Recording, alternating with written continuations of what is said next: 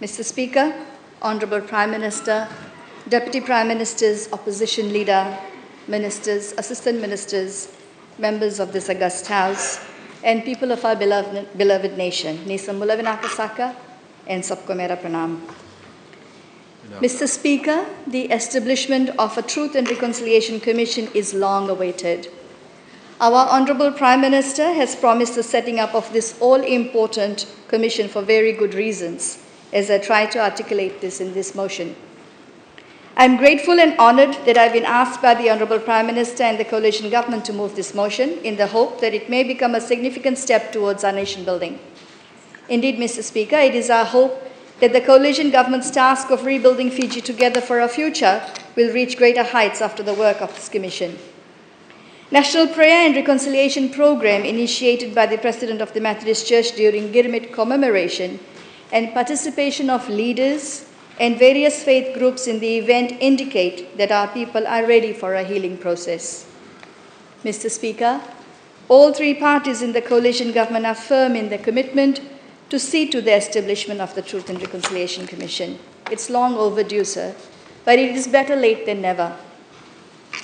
Some may ask whether this is the time for it. Some may say we should focus on cost of living and on better public services, and I understand.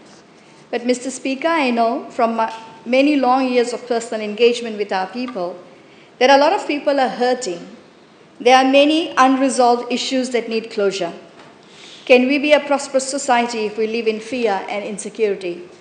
If we do not trust our neighbors and carry wounded hearts, Mr. Speaker?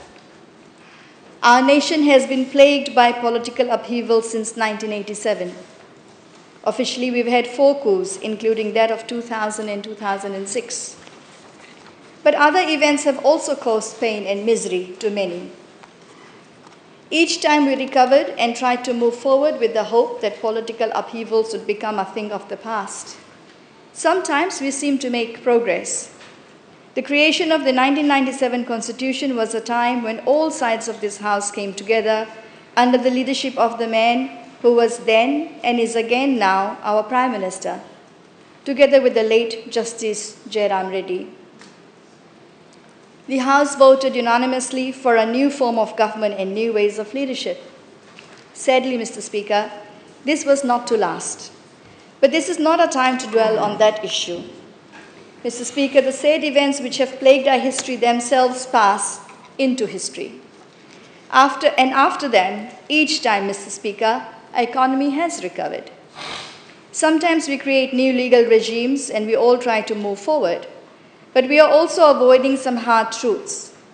We are not looking deep inside ourselves to learn the lessons of the past.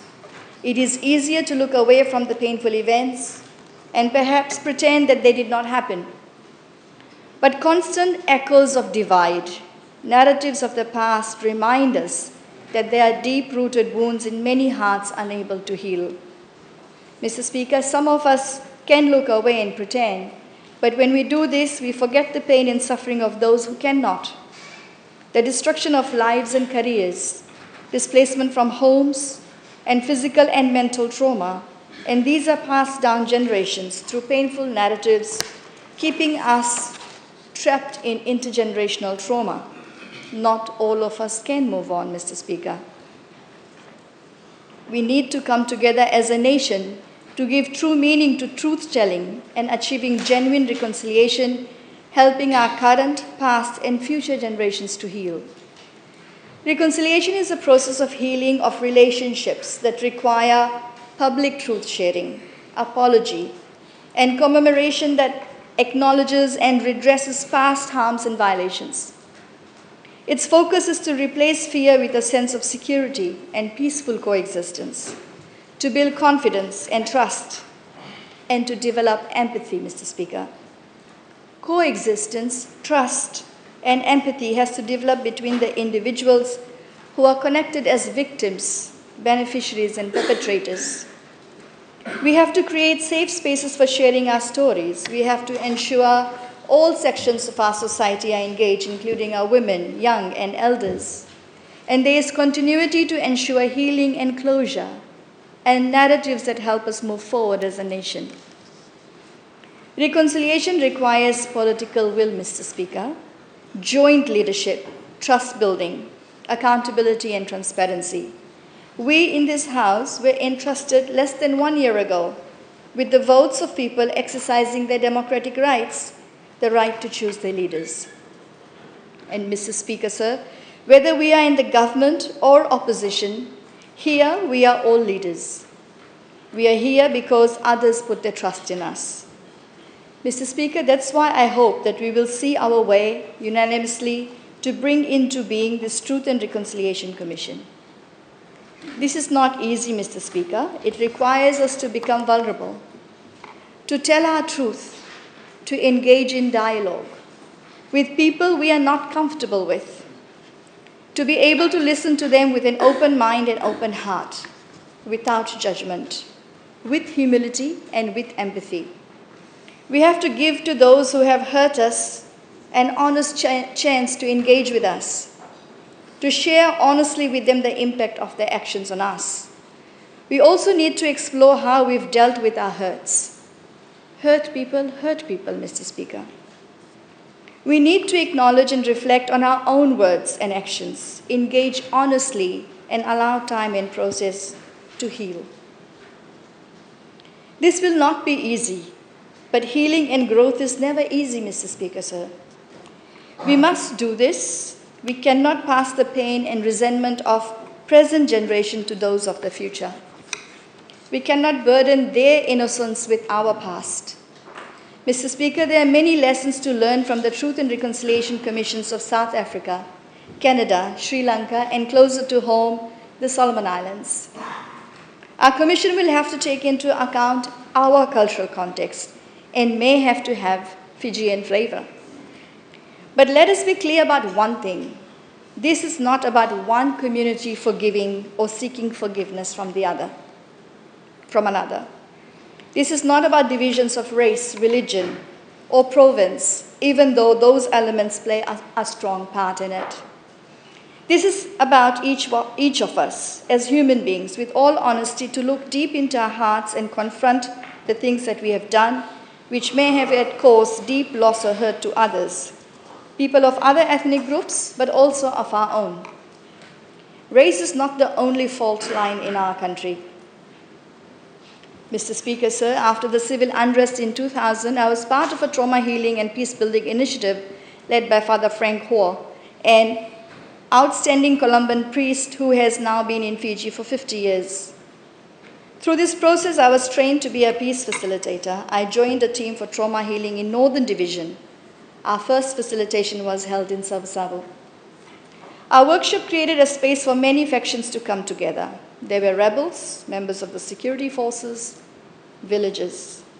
They were all angry with the other, all angry and hurt. I did not facilitate that session, but what observed taught me new realities.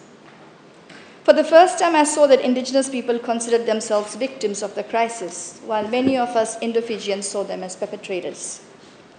After a week-long process, raw emotions, and many tears, we realized that we were scratching the surface and there was a need for deeper process. As we traveled to Daketi, Mbua, Maduata, Wainingkoro, we saw many indigenous people in confusion. Some had lost their Indo-Fijian tenants and wanted them back. They had lost not just economic relationships, but personal friendships. We met Indo-Fijian tenants who felt they had no sense of security and were packing to leave. We also met indigenous youths who were embroiled in the civil unrest, taken to task by security forces, confused because they said they only had done what their elders told them to do. We met chiefs who said they thought they were fighting for a cause and were suddenly left high and dry to face the consequences on their own. I saw similar sentiments in Ra and Televu, making me, an Indo-Fijian, realize there are a lot of unresolved issues within the indigenous community also. When we had sessions with our armed forces, I realized that those who serve as trusted peacekeepers carry many burdens of trauma from their assignments and personal losses that go unacknowledged. I have listened to soldiers deeply affected by the 2000 mutiny. These emotions remain raw more than 2 decades later and needs a process and closure.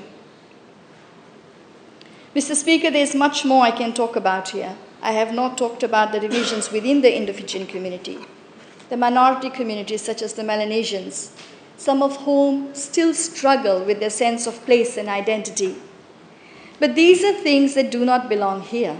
They belong to the Truth and Reconciliation Commission that I hope we will all endorse and support. Mr. Speaker, this is such a beautiful nation in every way. Despite the differences, our people stand by each other, not only during sports and festivals and joyous times, but through every disaster we go through. Our own identities are intertwined. As Fijians, we are incomplete without the presence of the others. Only when we are able to heal and genuinely accept and love the other, we will truly have Fiji the way the world should be. We owe it to our future generations, Mr. Speaker, and I commend the motion to this august House. Thank you, Mr. Speaker, and may God bless Fiji with peace and prosperity. Thank you.